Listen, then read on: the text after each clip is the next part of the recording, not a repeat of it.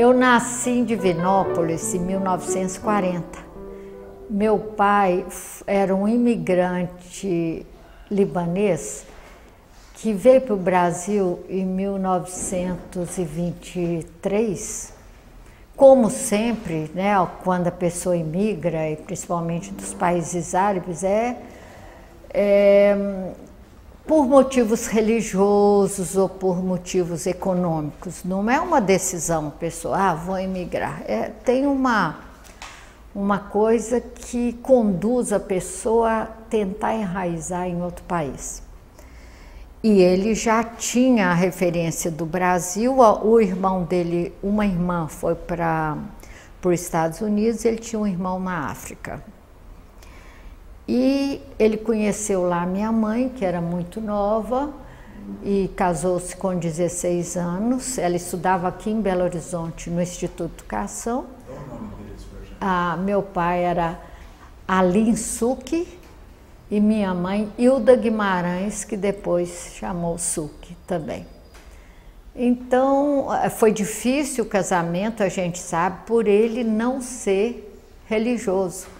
Religioso naquele tempo seria não ser católico. Então, o meu avô não queria o casamento e mesmo a comunidade de Divinópolis. Porque meu pai não era muçulmano, mas eles confundem. Meu pai não tinha uma religião, ele fazia parte, ele era druso.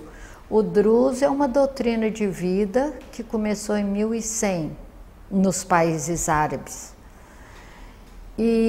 Mas ele, quando chegou a Divinópolis, então o que mais pareceu para ele perto do druzismo seria a maçonaria.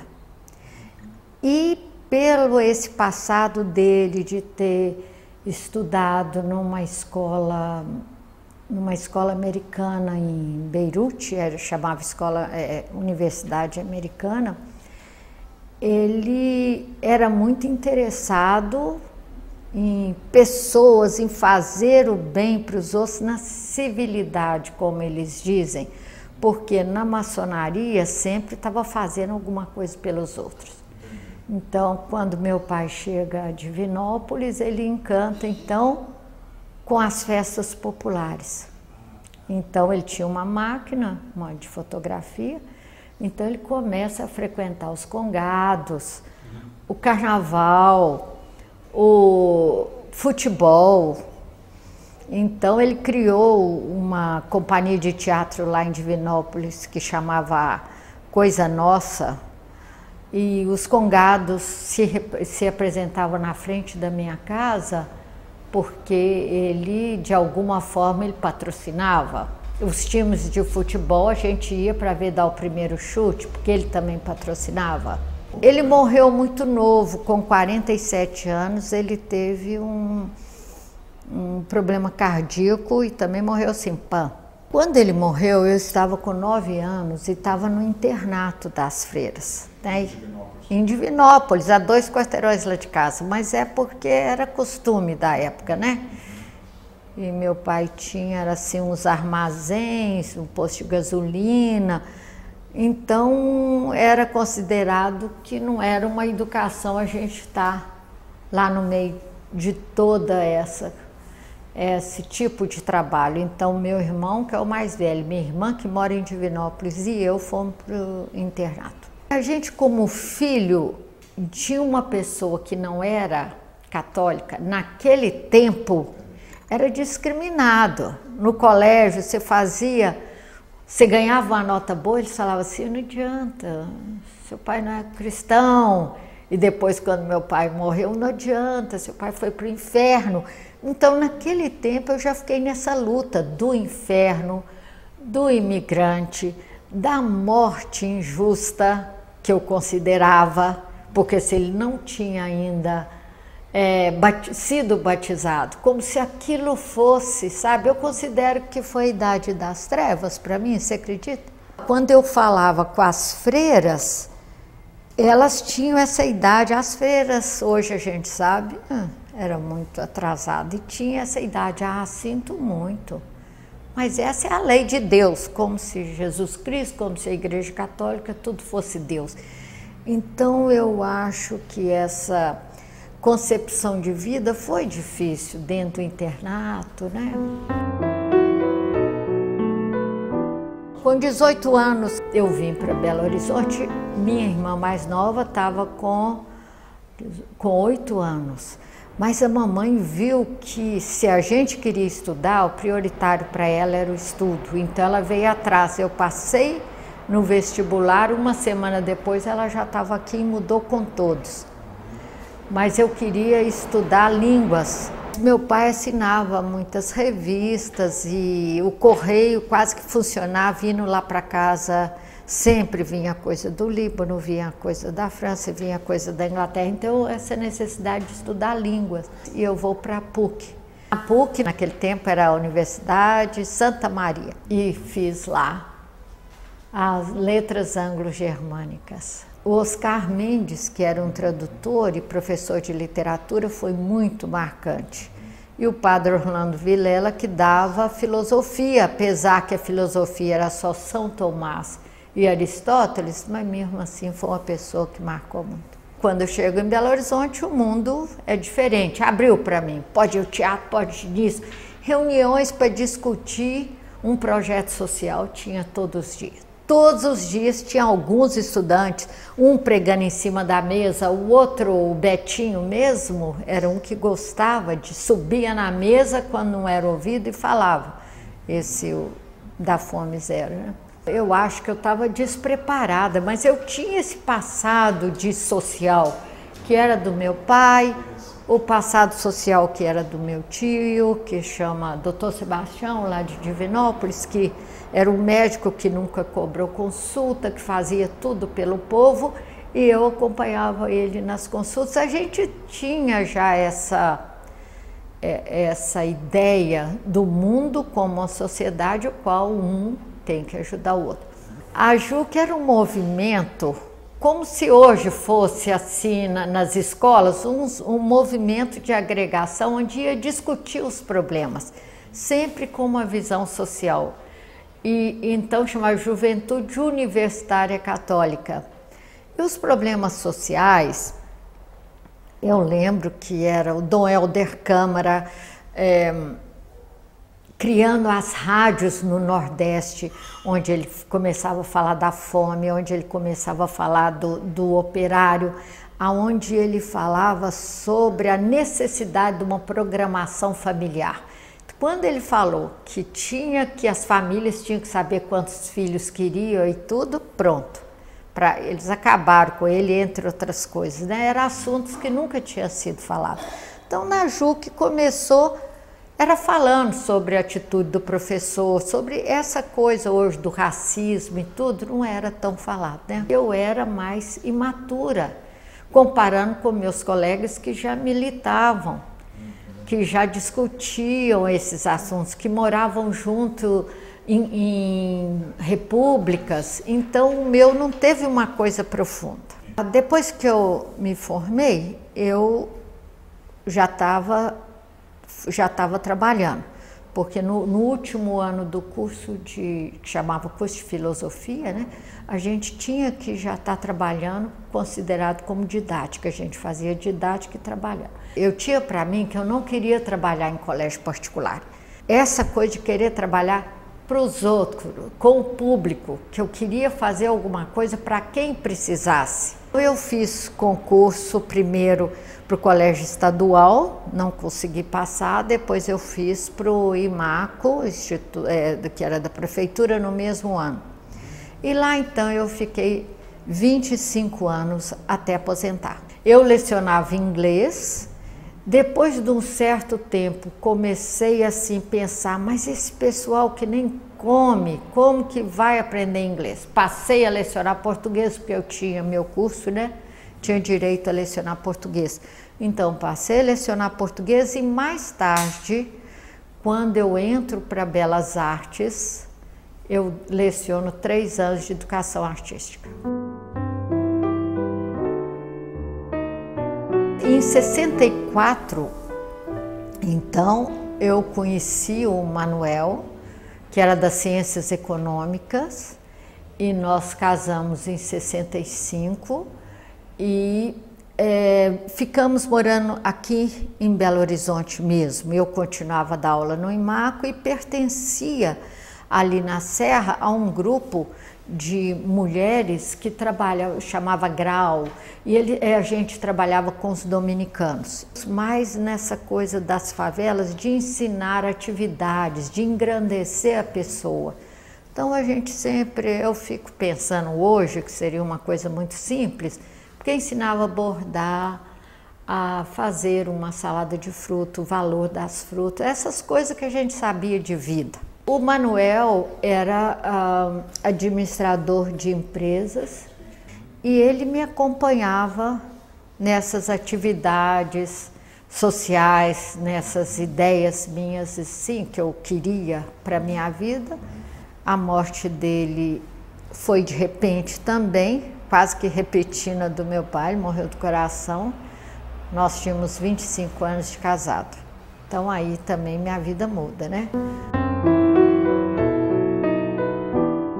Eu acho hoje que a coisa da arte vem desde o início, desde que eu era criança, pelas revistas, pela fotografia, de ver meu pai fotografar, da gente poder manusear uma máquina fotográfica, de ver ele revelar essa coisa das imagens, né?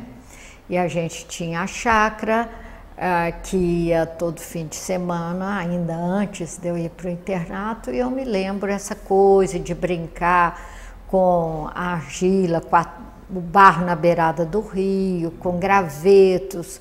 E minha mãe também lia muito, tinha muito livro de arte lá em casa.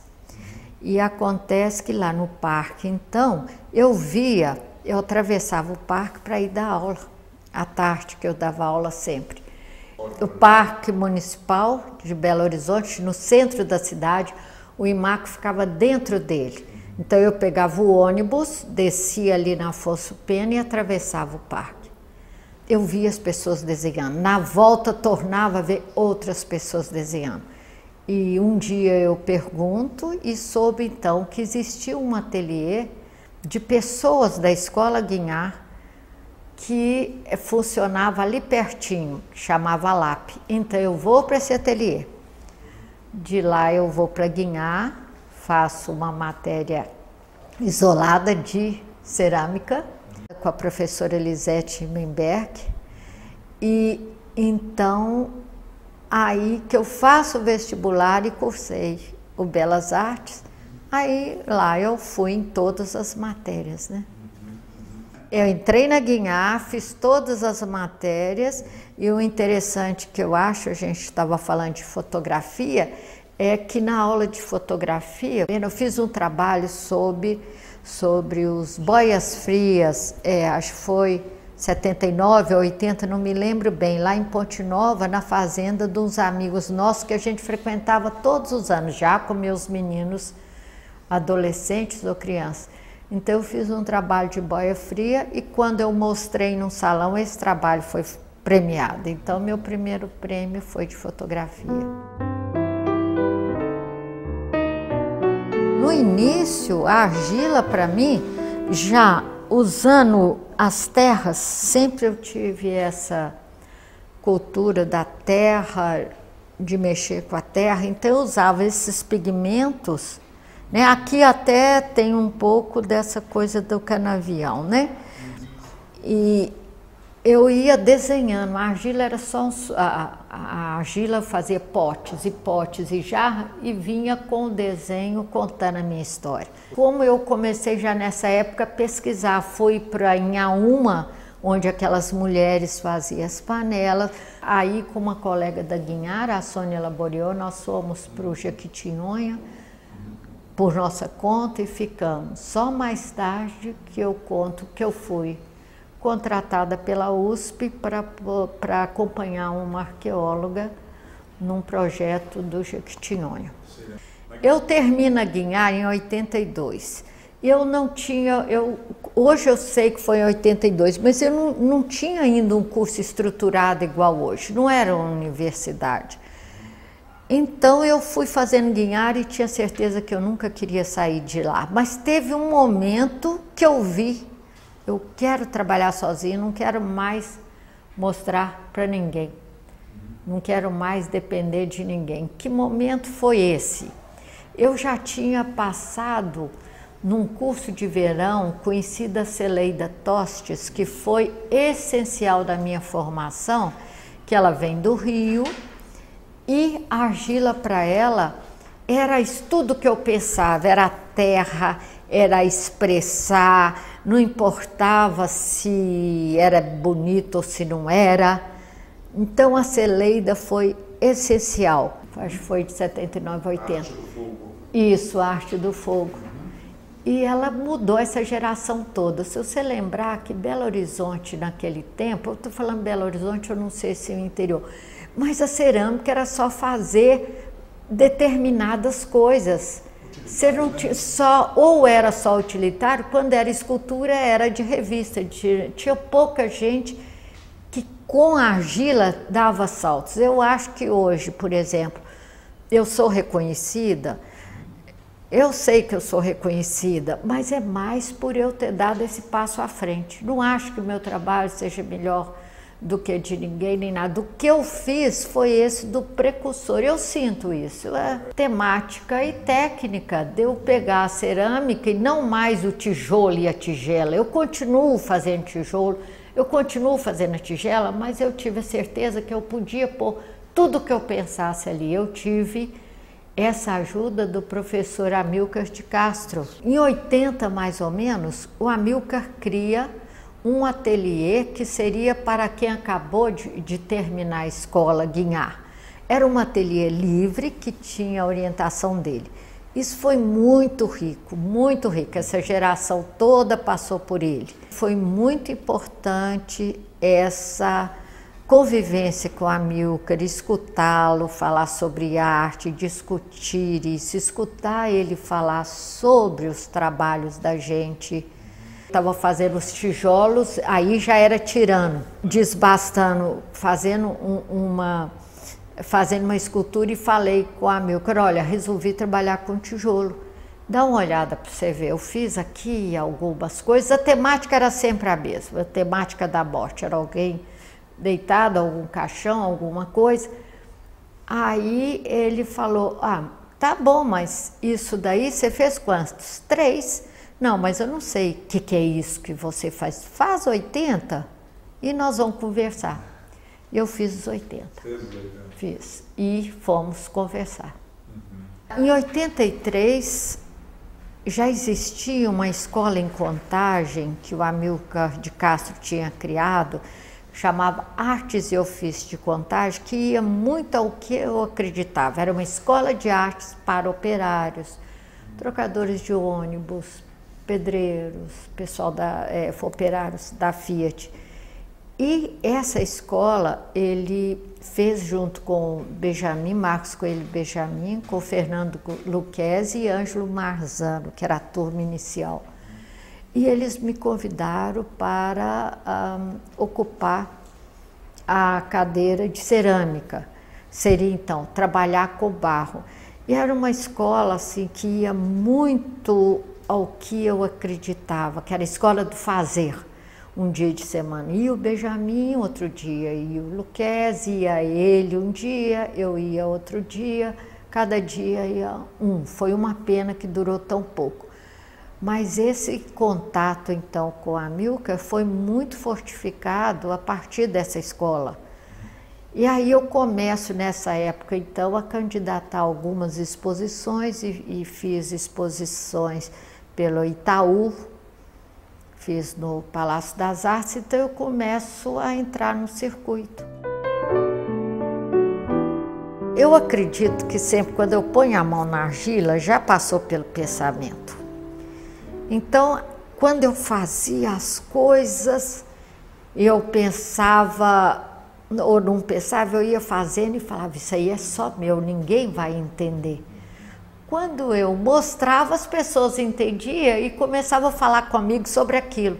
Então, me dava primeiro um susto, Mas aí eu fui tendo certeza do que o que eu fazia eu comunicava, eu tive mais segurança. Nessa época eu já estava estudando muito cerâmica, de 80, 90, a terra, as pessoas que faziam cerâmica, eu já começava a procurar entender assim o que era fazer arte, mas a gente tinha muito pouco livro. Xerox era uma dificuldade, então eu viajava e trazia alguma coisa. Então, em 82, eu conheço a ceramista Toshiko Ishii, uma japonesa, e foi indicação também do Amilcar, porque o Amilcar me falou em 80 que eu procurasse uma pessoa em São Paulo chamado Megumi Yuasa, que poderia me dar mais ensinamentos de cerâmica. Eu vou a São Paulo, o Megumi fala, não, você não vai vir aqui a São Paulo, mais ou menos isso que nós conversamos, você não vai vir aqui a São Paulo para aprender técnicas de cerâmica, não, você vai pesquisar. Essa época eu tinha fazenda, lá tem coqueiro, pega assim, faz cinza do coqueiro, tem no chão, pega aquela terra que tem no chão, você tem que pesquisar. Você pode vir cá a hora que você quiser e tal, mas eu vou te falar para você procurar. A sogra do meu irmão, uma japonesa, Toshiko Ishii, que já está com 70 anos e que está começando a cerâmica agora. Então eu volto para Belo Horizonte, chamo a minha amiga, até hoje a Erli Fantini, que é uma ceramista, e falo, Erli, tem essa pessoa. Ela disse, eu já soube dessa pessoa, então vamos. Fomos na casa dela, levamos até uma intérprete, porque ela morava numa fazenda aqui perto. Como falou da dificuldade dela de falar português, então levamos uma intérprete. Maio de 82 foi muito importante na minha vida. Desse tempo em diante, eu acho que mudou muito minha história de vida e da cerâmica. Não foi só da cerâmica, de vida também, por causa da pessoa que ela era. O modo de pensar a vida que eu nunca tinha visto, um modo oriental, uma reflexão sobre a cor. Eu lembro que e a gente pesquisou junto, ninguém era professora de ninguém, nós três pesquisávamos, e a gente falava, já aprendi a fazer a cor verde. Aí chegava, mostrava, olha aqui que cor que deu verde. Depois da queima? Depois da queima, olha o que deu, porque eu já tinha o meu forninho ali e tal, já queimava mesmo em algum outro ateliê. Aí ela, não, Adel, não é esse tom de verde, eu quero aquele verde da relva antes do amanhecer. Não é possível. Aí dava aquela coisa, mas eu fui entendendo um pouco o que ela queria e o quanto é necessário em arte você ser exigente. Né? A expressão é livre, mas na execução você tem que ser exigente. E então em 91, quando meu marido morre, eu paro com tudo, porque eu pensei que eu não ia dar conta de sobreviver. Então eu tive apoio nela. Eu passei algumas semanas na casa delas. Eles vinham aqui, ela já estava velha. Aí ela já estava com 80 anos, mas eu encontrei nela uma pessoa em que eu pudesse falar dessa tristeza fazendo. Então eu ia para lá e ia fazendo potes à maneira japonesa. Então ela fazia um pote, eu fazia junto com ela. Isso fortaleceu muito a amizade, né? De 91, que foi a morte do Manuel, e desse tempo em diante, eu vi que eu não mais ia pintar, que eu não mais queria desenhar, porque meu assunto de desenho e minha expressão era sempre sobre a morte, talvez influenciada da morte do meu pai e outras mortes que a gente via na infância, porque quem é criado no interior, não sei se você teve essa experiência, morria uma pessoa, você ajudava a vestir. Sabe? Meu tio ia atender alguém que estava morrendo, você ajudava. Então você já tinha essa coisa impregnada, né? Então eu não mais queria fazer pote, eu queria fazer coisas de terra, experimentar com a terra. Então lá na fazenda dela mesmo eu começo a trabalhar com formigueiro. Ela estava em São Paulo, ela tinha 5 filhas e foi o tempo da repressão. Nesse tempo da repressão, uma das filhas tinha sido presa e um genro, e o marido adoeceu com essa desestruturação. Ou então, uma filha dela, que morava em Ipatinga, Tizuê e Uaça, vinha morar em Belo Horizonte porque o marido, que era os 7 samurais da Uzi Minas, ele queria mudar para uma fazenda, estava aposentando. Então convidou-os de São Paulo para vir morar aí. Foi quando ela veio morar aí, em Palhano. Foi assim. E eles escolheram um lugar que tinha argila, já pensando na velhice dela. A cisão que eu acho, a mudança que eu acho, foi após a morte do Manuel, porque aí eu tive coragem de... Quando eu voltei a fazer cerâmica, minhas coisas já eram, primeiro eram túmulos. Eu continuei nos rituais que eu desenhava, coisa de igreja, só que eu passo a fazer um trabalho mais bruto, de rituais mesmo, como se fosse para ninguém notar que eu poderia, o que eu estava falando. Eu queria me expressar, que seria aquilo, achar a liturgia para as explicações das coisas. Foi nessa época que também é importante para mim, que eu vou, em 92, como eu assinava revistas também, revistas de cerâmica, então eu mandei uma foto de um trabalho meu para uma revista inglesa. A revista, então, por intermédio de uma artista chamada Sandy Brown, ela me escreve e fala que queria ter uma latino-americana no curso delas, que eu pudesse ir para uma escola em Gales e que eu teria, que ela só não me dava passagem. Eu fui, coisas que eu nunca tinha feito, começou lá, mas eram coisas sempre relacionadas a rituais de morte. Aí, naturalmente, vai passando da casa da morte, essas pequenas coisas, para a casa da vida. Isso eu tenho trabalho que chama Casa da Morte e Casa da Vida. Então, com a Casa da Vida, essa seria a Casa da Morte, e depois que é esses abrigos que eu faço hoje. Aqui, tá vendo? É um túmulozinho, sempre um túmulo druso, uma coisa assim, porque não tem cruz. E o seguinte, e esse buraco, o que tem aqui dentro? Eu estou procurando o que tem depois da morte. O que tem aqui, o que faz com que a vida seja tão efêmera. Então, eu fazia os quadrados, mas fui abolindo a cruz que algum dia apareceu no meu trabalho.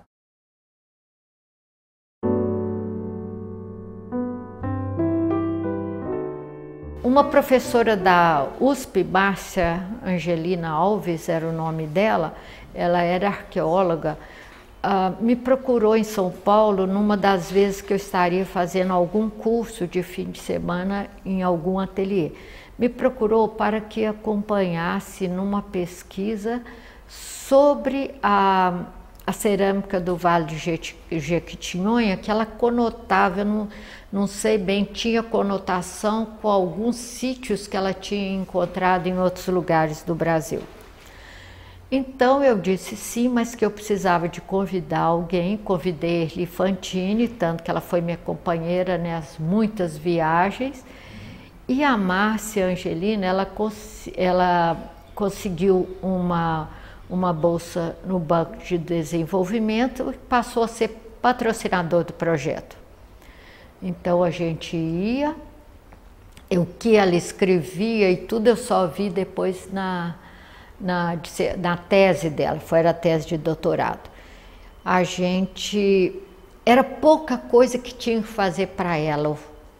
O mundo assim, do Jequitinhonha e tudo, eu já tinha ido lá antes, né?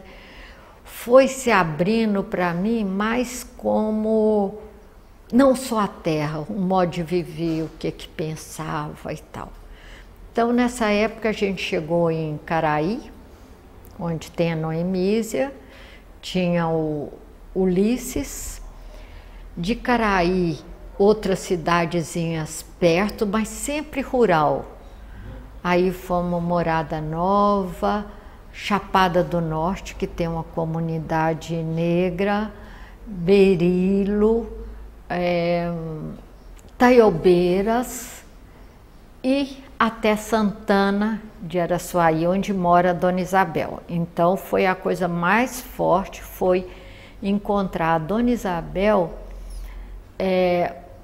fazendo as suas bonecas, mas o que mais me impressionou foi ela estar ensinando para todo mundo. 2 horas da tarde ela saía da casa dela e ia em cada casa ensinar as pessoas a fazer.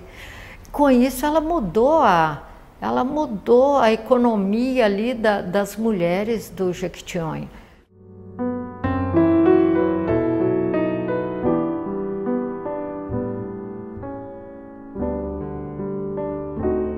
Depois do contato com a Celeida, que a gente construiu um forno na penitenciária das mulheres, aí eu vi que construir o forno fazia parte de fazer cerâmica. Então, junto com a Erli, eu construí onde nossos filhos estudavam, que era o Instituto da Criança, construí lá no Júlia Kubitschek, no hospital, construímos para o Dom Luciano lá em São Bartolomeu. Eram coisas assim, muito simples, primitivas, sabe? De forninhos, com cupim, com forno de cupim. Então, quando uma escola chamava a gente, ou pedia, não chamava, perguntava, era tudo trabalho voluntário. Procurava a gente fazia. Mas foi por eu ter feito tantos fornos que depois eu vou para o interior e dei muito curso no interior de Minas Gerais pelo FAT, sempre fazendo forno. Então eu não sei quantos que eu já fiz, mas mais de 20 foram. E aí eu tinha o meu, só esse pequeno na fazenda. Eu faço esse forno meu. Depois de 91, meu filho que fez comigo, tiramos aquele forno grande. Aquele forno tiramos de uma revista, só aquele desenho. Ou aquele pequenininho? Não, o pequenininho junto. Pode ser que o pequenininho tenha sido, foi mais ou menos junto. Sobrava um tijolo, a gente ia fazendo. Eu estava já tão envolvida em fazer forno e tudo que fui tendo a coragem de comprar tijolos isolantes, porque os outros fornos é qualquer tijolo. A gente faz o tijolo para fazer o forno. Aí já a gás, antes era tudo lenha. Não, até aí foi tudo lenha. O primeiro forno a gás foi esse pequeno de teste e esse outro forno. A partir de 91, então eu dedico muito da minha vida à cerâmica.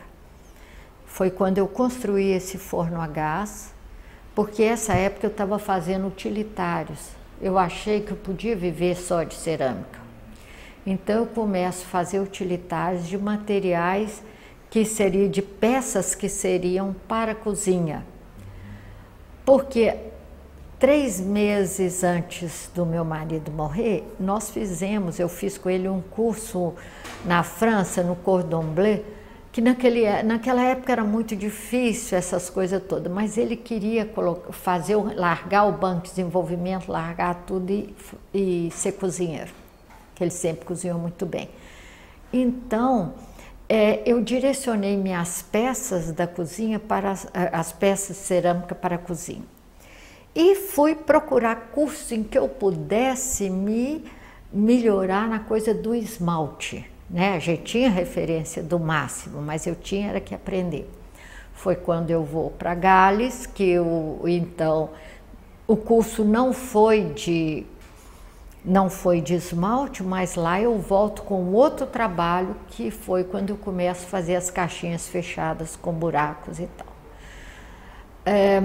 Vou a Amsterdã, onde tinha um curso de Haku, que eu tinha muita vontade de aprofundar, e a gente já fazia junto, eu, Toshiko e Erli, mas eu queria aprofundar, e lá era de lenha, eu já estava muito interessada em forno de lenha, continuava interessado. Então eu fiz fiz em Amsterdã, depois fiz um curso de torno na França, sempre com essa coisa de ficar uma semana, 2 semanas, não se chamava naquele tempo residência, mas eu ia, trabalhava nos lugares. Meus filhos me davam muito apoio, eu estava tentando uma nova vida. Então essa viagem a Barcelona foi um convite de um ceramista que também aí já era para fazer Haku com ele. E então o Haku, que é essa técnica de queima japonesa, mas eu precisava de arrumar alguém para ir comigo para Barcelona, porque se eu arrumasse X pessoas eu ganhava a passagem. Mas só que em vez das 12 pessoas necessárias eu arrumei 30. Mas então lá eu trabalhei com as crianças pertinho de Barcelona e fui me aprimorando.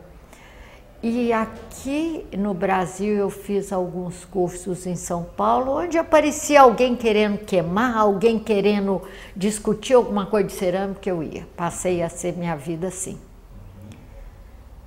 E esse tempo eu começo a dar aula no festival também, nos festivais da UFMG, fui a Ouro Preto, mais vezes em Ouro Preto, depois Diamantina, mesmo aqui em Belo Horizonte, e também em Itabira, o Márcio Sampaio me chama para mim criar um grupo de cerâmica. Ele era o secretário municipal? Ele era o secretário municipal, e para mim criar um grupo de cerâmica. Eu fui, fiquei 1 mês, criei esse grupo, e a turma desse grupo que eu criei são os que dão aula hoje. E de vez em quando eu ainda dou aula lá. Há 2 anos atrás eu ainda dei mais um festival lá. Lembrar que eu também dei um festival muito bom, que eu ia me esquecendo, em Goiás, com o pessoal do cinema. Quando para nós? Eles me chamaram para ir no Goiás Velho.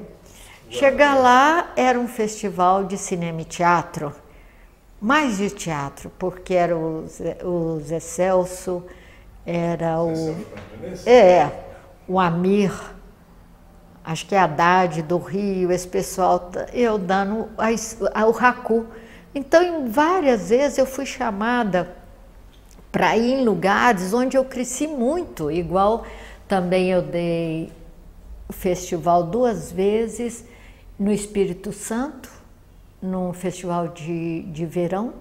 Lá então eu fiz meu primeiro forno, que também era a lenha, mas chamava forno de papel, que é um forno que você põe as cerâmicas, faz uma fogueira, coloca o papel ao redor, esse papel está sempre com uma barbotina e o fogo vai embaixo. E por um tempo fui convidada muitas vezes para fazer para dar algum curso onde fosse o forno de papel. Mas hoje eu já tem muita gente que já está fazendo. Na minha convivência com a Toshiko, eu fui tendo ideias dos fornos japoneses. Ela tinha um forno de bizen, que era um forno pequeno, chamava forno de bizen, a lenha que a gente queimava juntos. Tinha o Noborigama, que era do interior lá de Cunha, mas eu queria o Anagama, porque o Anagama seria dentro da terra, seria um túnel dentro da terra, e aonde as coisas eram mais imprevistas. Então, para fazer esse forno, nós estudamos muito com a Toshiko, tanto que hoje a Erli tem um Noborigama, eu tenho um Anagama. O Noborigama é um forno que vai subindo e ele tem várias portas. Todos são de declive, mas só que o Noborigama vai subindo. E o Anagama é o contrário, ele desce, é como se é um túnel. Então, no Anagama eu vou conseguir isso, ó. Eu não preciso de fazer nada. Depende do lugar que ela está no forno, dá para ver bem a queima o que é. Eu passei ferro, né? O que nós temos tanto, ferro, e algum caulim, que é o branco, e deixo o fogo fazer o resto. Do que eu faço, que é recorrente no meu trabalho hoje, são os abrigos, as casas. Então, aqui tem algumas. Ó, aqui eu tento recriar as cidades da Bíblia. Eu ponho Sodoma e Gomorra, eu ponho Babel, também muito ligada à Bíblia, né? Porque no que você teve uma educação religiosa e depois você vai lendo, eu até hoje fico lendo, faço curso de islamismo, faço curso de... Eu quero entender um pouco essas histórias, né? Que foi tão impingida assim. Então, continue. Essas habitações, um dia eu descobri que elas tinham também lá no Líbano, que tinha na terra do meu pai. Foi quando eu vou lá e eu levo o maior susto, né? Do tempo da escola Guignard, além dos potes, eu fazia santos, que é tudo que me remetia à infância. E a infância que eu tinha vivido, né? Do colégio de freira e tudo. E as devoções. Depois, 30 anos depois, eu vou ver, eu acho que foi quando eu voltei do Líbano, eu começo a enrolar, eu não queria mais os santos. É interessante que os santos eu vendia muito, era uma época, eu acho que se eu fosse, agora falando em off, se eu fosse santeira, dava para viver de cerâmica. Exato. O caso é esse. Mas a gente não quer fazer as coisas, né, só que vende e tal. Então eu comecei a enrolar os santos, que eu já tinha feito. Então tudo são peças que eu fiz e que 30 anos depois eu enrolo. Quando eu fiz, logo, não sei se foi porque eu tinha mostrado, eu não sei quem fez o vídeo que pediu para mim fazer isso, mostrando. Então eu fiz, pus a bacia de barbotina, pus as bandagens, que aí já é bandagem, molho e vou enrolando.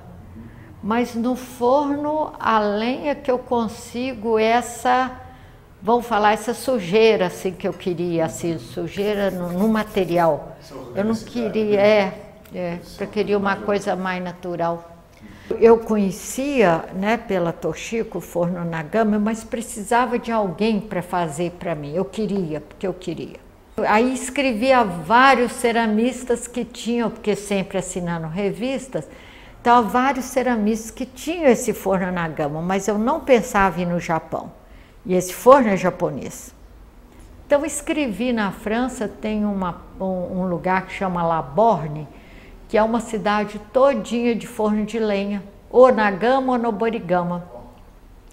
Escrevi para lá para muitos, um respondeu, você pode vir, e falava da vontade que eu tinha de construir, que aqui não tinha e tal, que eu precisava de aprender e queria fazer um estágio. Então o Henrique Astur respondeu, mas que eu tinha que ir em 15 dias. Eu fiquei muito satisfeita. No final, cheguei lá, Borne. Quando você vai fazer uma queimada, eu faço 3 vezes ao ano. Esse ano eu não consegui, vou fazer 2. Só que é a próxima, né, a segunda. E o Henrique Astur, ele espera as peças dele estar pronta. Ele marca mais ou menos e tem um monte de gente querendo fazer o estágio. E ele tem já alguns assistentes. Então, quando ele me aceitou para ir para o estágio, ficou claro que eu ia trabalhar 7 dias. Não é 7 ininterruptos, mas 7 dias é a hora que fosse meu horário. Mas trabalhei com ele, foi ótimo. E de lá,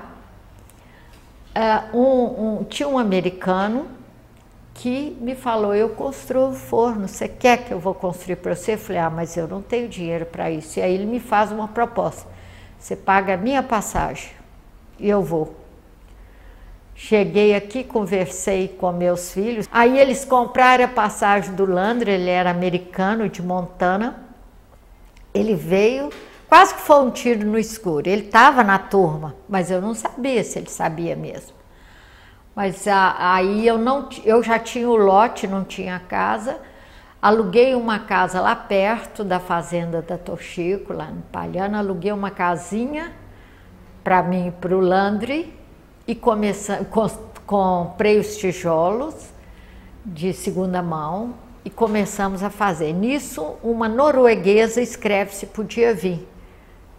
Eu falei, agora nem passagem eu posso dar. Ela falou, eu vou assim mesmo. E veio, ela trocou comigo uma viagem ao Rio de Janeiro.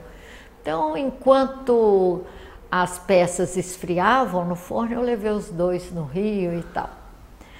Mas a construção do forno tem uma técnica especial e nós trabalhamos, nós três, 15 dias em seguidos, depois que entrou mais alguém para ajudar na terminação. E depois disso eu venho queimando, eu não queimo tantas vezes, eu vou fazer agora a 29ª queima. A beleza da queima é que a transformação você não sabe, você sabe os caminhos do fogo que você deixar, você que deixa o caminho para o fogo passar. Então você estuda, é uma queima sofrida, aí a pessoa pergunta, mas então por que você quer essa queima? É aquilo do prazer do fazer, do prazer de você direcionar o fogo, do prazer que você tem, você fecha o forno inteiro, põe o foguinho de lenha e quando você abre, se uma peça ficou boa, a gente já está feliz e já está preparando outras. Ele é assim, você fecha aqui. Mas deixa uma janelinha, uma em cima, uma embaixo. A janela de baixo, você faz o pré-esquente. Quando ele alcança 500 graus, você fecha aqui e vai nesse grandão. Grandão não. E vai alimentando. Agora, não pode parar. Eu queimei muitos anos sem pirômetro, porque lá em Labórnia, onde eu queimei, eles não tinham pirômetro. Mas há 2 anos atrás eu senti necessidade que eu queria queimar mais fácil. Lá em Nova Lima eu tive uma experiência de 4 anos numa escola com esse mesmo objetivo da arte e ofício de cotagem. Seria a Casa Aristides para dar profissão ao pessoal que até hoje não fosse profissionalizado em nada. Uma vez, estou lembrando agora, eu dei aula lá em Paraupeba pelo FAT e eu pus público-alvo, eu pedi mulheres que veem televisão depois do almoço. Então, nesse curso apareceu uma família de carvoeiro e foi muito bom e deu alguns profissionais que estão lá até hoje. Junto com a Casa Aristides depois, foi aberto pela Sara Ávila um ateliê, Escola Ateliê Livre de Nova Lima, e lá eu fiquei 4 anos e também sempre com esse mesmo objetivo. Essa minha turma de cerâmica, depois que a escola terminou, sempre esses projetos sociais não têm vida longa, né? Eles alugaram um galpão, 10 pessoas dessa turma e trabalham até hoje.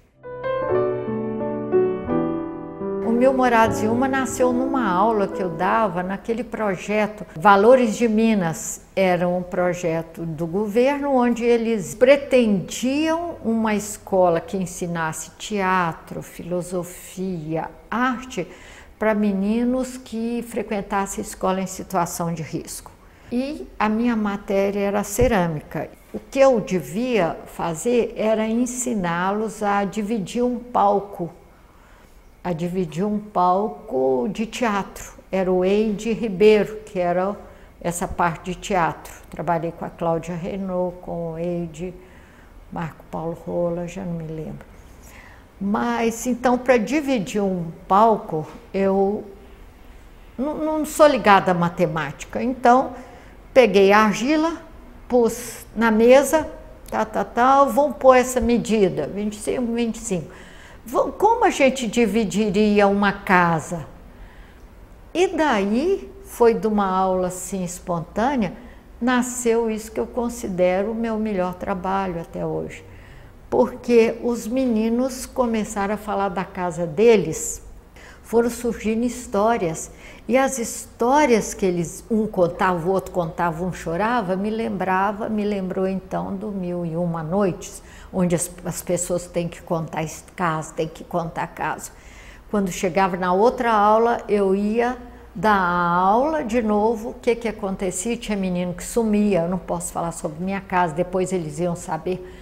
Por que você saiu? Ah, pediu para falar de casa, isso eu não vou falar, eu moro debaixo de um carro, eram meninos assim de situação de risco mesmo.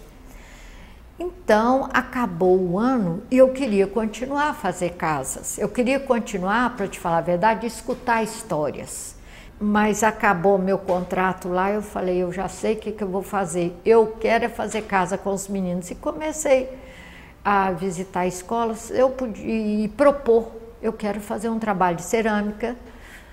E eu estipulei, seria 3 aulas, uma aula é um trabalho para mim, e depois eu dou 2 ou 3 aulas que é a contrapartida do meu trabalho. Então fui para o Barreiro, Itabira, voltei, Piedade, fui fazendo peregrinação na escola e fiz uma forma e cada um contou a sua história. Quando eu já estava nas 600 casas, assim, não sei, foi... Não lembro quem me falou, falou, não, isso é um projeto de trabalho, concorre com ele. Aí eu concorri no Palácio das Artes, foi aceito. Para um ano depois eu tive que trabalhar mais 400 casas. Eu apresentei então a 1001 Moradas. É uma instalação, foi 1001 Moradas. Em 2010 eu fui convidada para ser professor visitante da UFMG. No EBA, Escola de Belas Artes. No trabalho do final do curso, eu já tinha ficado sabendo de uma olaria que tinha lá na Estação Ecológica. Então fui nessa olaria, lá é a Estação Ecológica, propus o cara que meus alunos precisavam de conhecer aquele lugar. E nós fizemos uma exposição lá e aí eu soube que aquela olaria pertencia aos padres Dom Orione, e que eles faziam tijolos para vender para Pampulha. E que moravam 300 meninos que foram parte dos meninos que eram de rua em 1940 e que foram postos lá, fazendo parte da higienização de Belo Horizonte, quando Belo Horizonte estava no auge da Pampulha. Um ano depois eu fiz concurso para a UFMG, mas aí eu fiz para professor substituto, dei aula lá, visitava a estação de vez em quando e junto com o João Cristelli é ele é o professor lá da matéria, que tinha me convidado, nós resolvemos criar o Grupo do Barro lá dentro da olaria. O Grupo do Barro, então, é um grupo de pesquisa, tanto chama Grupo de Pesquisa da Cultura do Barro, onde a gente atua nas classes que precisam de aprender. Tem uma mudança no meu trabalho muito forte, voltando ao meu trabalho.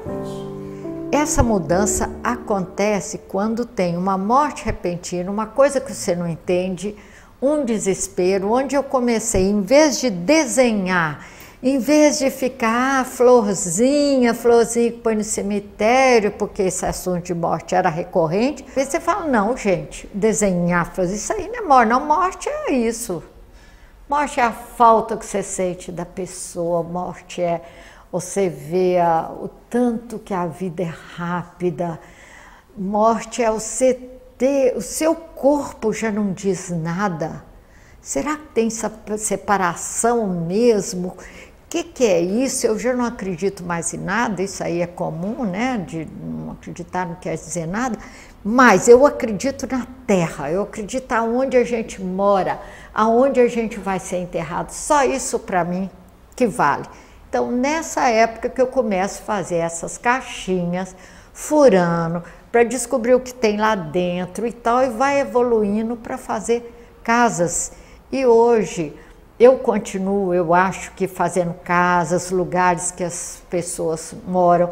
Eu estou mais interessada em fazer o que o homem construiu para morar, para viver, para se adaptar no mundo, do que eu ficar olhando a lua e fazer uma lua, por mais bonita que eu acho a lua. Aí eu tento dar uma coisa mais delicada nesse assunto, é quando eu ponho caras, às vezes eu ponho caras, às vezes eu ponho um desenhinho. Lá em São João del Rei, eu fiz chamava Casa do Saber, que era adobe, que são aqueles tijolos. Eu fiz a casa, onde eu fiz 3 casas.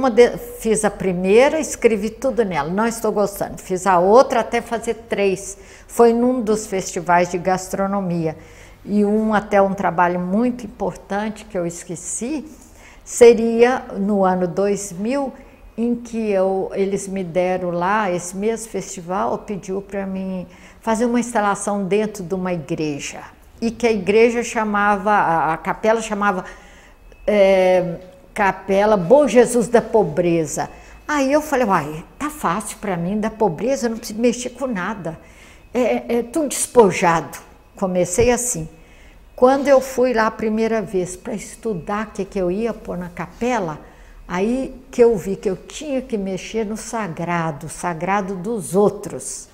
Como que eu ia mexer? Foi difícil, mas eu consegui fazer essa instalação lá, dentro da igreja, com pau a pique, com terra, com muitas peças, também guardando essa rusticidade que faz parte do meu trabalho. Foi um trabalho assim, comovente, não foi só para mim não, ficou um pouco singelo, eu vejo hoje. Eu acho que o artista tem que ser um pesquisador. Ele não vai só pôr sua expressão, porque se ele não tem técnica, até para se expressar é difícil, porque a técnica em qualquer profissão ela vai libertar. Então, seja na gravura, na fotografia, você tem que ter a técnica para você se expressar. E o caminho do artista é muito difícil. Não pensa, quem quer ser artista não tem que pensar nas dificuldades que vai passar, não. É ir fazendo. Eu faço para me expressar e deixo o resto acontecer.